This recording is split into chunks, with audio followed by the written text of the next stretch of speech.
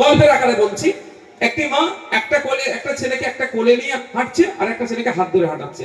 কোলে যে ছেলেটি আছে সেটা হচ্ছে সতার ছেলে, আর হাত ধরে যেটা নিয়ে যাচ্ছে সেটা হচ্ছে আপন ছেলে। আপনি আমি দেখে কি বলবো, দেখেছিস মাটা কত ভালো, মাটা কত ভালো, সতার ছেলেটিকে কোলে নিয়ে যাচ্ছে আর নিজের ছেলেটিকে হাঁটিয়ে নিয়ে যাচ্ছে। এটা কি মা ভালো কাজ করছে? মা ওই সতার ছেলেটি যাতে যথা সময়ে পা না হয়, নিজের ছেলেটাকে হাঁটা শেখানোর জন্য হাঁটিয়ে নিয়ে যাচ্ছে, পড়ছে উঠছে হাঁটে যাচ্ছে। ও পড়তে করতে পড়তে পড়তে একদিন পুরোপুরি হাঁটতে শিখে যাবে।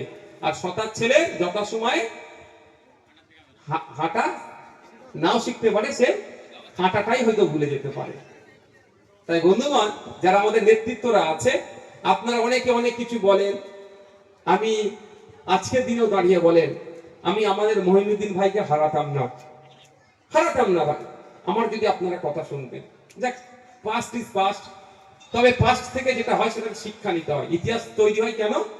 ইতিহাস থেকে শিক্ষা নিতে হয়, শিক্ষা নিয়ে আগামী দিনে চলতে হয়। ইতিহাসের শিক্ষাটা কি? এটা ইতিহাস হয়ে গেছে যে দলের যখন সুপ্রিম চেয়ারম্যান যখন বলে দিচ্ছে সেই জায়গাটা থেকে এ করতে হবে। আমি আপনাদের কি বলেছিলাম খেয়াল আছে? বলুন তো, আমার কাছে কি ভোট জিতাটা বড় ছিল? বলেছিলাম কি, যদি দেখো রাস্তায় অসুবিধা হচ্ছে তোমরা ফিরে আসবে, আমি দায়িত্ব নেবো, মিডিয়া করবো, আমার দায়িত্ব। কিন্তু চলুন, আপনারা একটা হয়ে গেছে, আপনারা এগিয়ে গিয়েছিলেন, আমাদের ছেলেকে খুন হতে হচ্ছে। তো আগামী দিনে আপনাদের অনুরোধ করব, আমরা যে নির্দেশনা দেব আপনারা মেনে চলবেন।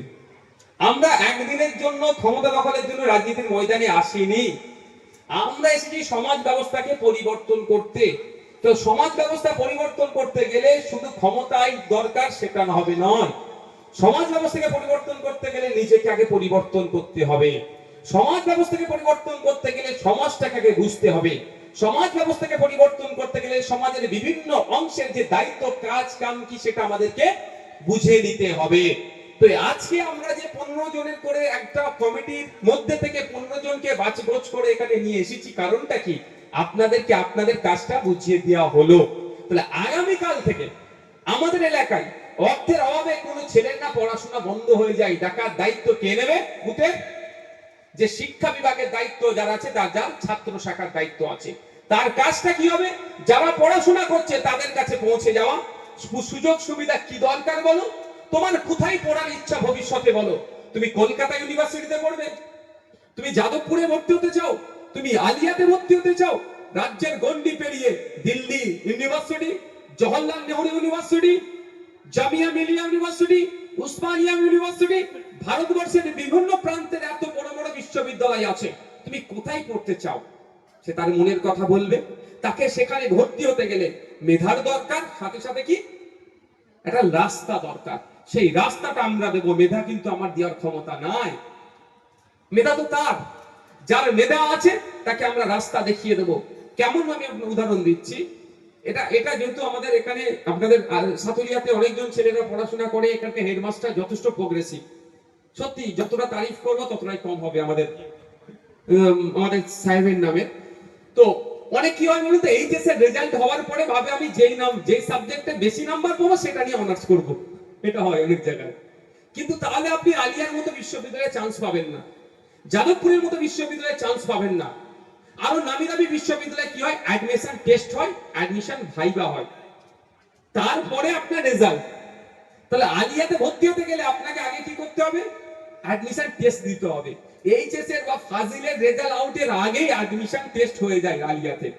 আর আপনি অপেক্ষায় আছেন ফাজিলের রেজাল্ট বার হবে, এইচএস এর রেজাল্ট ভালো হবে, তারপরে আলিয়ায় ভর্তি হবো। তাহলে কি পাট গুটিয়ে গেল? তো 1 বছর পিছিয়ে যাবেন। তাহলে আজকের পর থেকে আমাদের দলের যারা নেতৃত্বরা, শিক্ষা বন্ধু বা শিক্ষা বিভাগের যারা দায়িত্ব পেয়েছেন, তাদের কাজ কি? 9, 10, 11, 12 ফার্স্ট ইয়ার সেকেন্ড ইয়ার যে ছেলেরা আছে তাদের সাথে যোগাযোগ করা, সম্পর্ক তৈরি করা, ফোন নাম্বার আদান প্রদান করা। কি কি করব আমরা? স্কলারশিপ আপনার বাড়ির মেধা যদি থাকে ছেলের, আপনার এলাকার ভাঙর বাজারে গিয়ে সবজি বিক্রি করে, রাত 2টোর সময় এখান থেকে সবজি নিয়ে গিয়ে বরানগরে বিক্রি করে, তার ছেলেটাও কিন্তু বিদেশে পড়তে পারবে যদি মেধা থাকে, টাকা লাগবে না। স্কলারশিপের ব্যবস্থা করে তাদের পড়ানোর ব্যবস্থা আমরা করে দেব। কিন্তু মেধাটাকে খুঁজে বার করবে কি আমার পক্ষে সম্ভব? 280টা 86টা বুথে ঢুকে ঢুকে খুঁজে বার করা, আর ওটা কে করবে?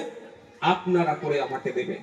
তার যদি এনার্জি থাকে, তার যদি ইচ্ছা থাকে, আমি কথা দিয়ে যাচ্ছি উচ্চশিক্ষায় শিক্ষিত হওয়ার জন্য, একটা পয়সা তার পরিবারকে খরচ করতে হবে না। আইএসএফ নওশাদ সিদ্দিকী, আব্দুল মালিক ভাই, রাইনুর, আপনারা দায়িত্ব নেবেন, তাকে পড়াবেন। এটা আমি আপনাদেরকে বলে যাচ্ছি। আমরা মিলে দায়িত্ব নেবো। আমরা, বুঝতে পারছেন না, আমরা দায়িত্ব নিয়ে তাকে পড়াবো। কিন্তু তাকে খুঁজে বার করবে কে? এই যারা আপনারা সামনে বসে আছেন। এটা মাথায় থাকবে তো। এটা আমরা শিক্ষার আলো না জ্বালাতে পারলে আমরা, আমাদেরকে ক্রমাগত কি করবে? আক্রমণ করবে, এ করবে, আটকাবে, বিভিন্ন ভাবে আমাদেরকে কুলুষিত করবে। তাই বন্ধুগণ, যারা আমাদের নেতৃত্ব, যারা আগামী দিনে আপনাদের হাতে অঞ্চলের দায়িত্ব আসতে পারে, আপনারা কিভাবে অঞ্চল চালাবেন? তো এখন যে দায়িত্বটা পেয়েছেন সেটা কতটা অ্যাচিভ করতে পারছেন? এখনো তো বড় দায়িত্ব আছেন, পাননি, আপনাদের হাতে পড়েছে তো নাকি? কি দায়িত্ব পড়েছে? যে আপনি একজন, আমি শিক্ষা প্রায় বেশি বলছি, স্কলারশিপ বিভিন্ন দপ্তর থেকে আসে, কিন্তু আপনার ছেলেরা যথাসময়ে জানে না ফিল আপ করে জমা দিতে হবে কি করে। শুনুন, সারা পৃথিবীতে প্রায় 22,000 মতো কোর্স আছে। কত? প্রায় 22,000 মতো কোর্স আছে পৃথিবী জুড়ে, যেটাতে পড়াশোনা করা যায়। ওই কোর্স করে ডিগ্রি নেওয়া যায়। আর্টস, সায়েন্স, কমার্স, এর বাইরে আমরা হয়তো ভালো ভেবে উঠতে পারছি না।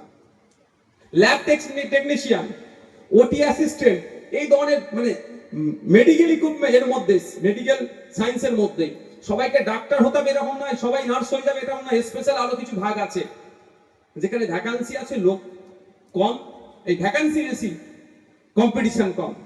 সেটা আমাদের ছেলেদেরকে তৈরি করতে হবে। সেই কোর্সটা 2 বছর, 1 বছর, 6 মাসের কোর্স আমরা করিয়ে নিয়ে তাকে, যেমন ধরুন না ওটি অ্যাসিস্ট্যান্ট, এটা অপারেশন থিয়েটার আছে তো, সবাই কি ওর মধ্যে ডাক্তার নাকি?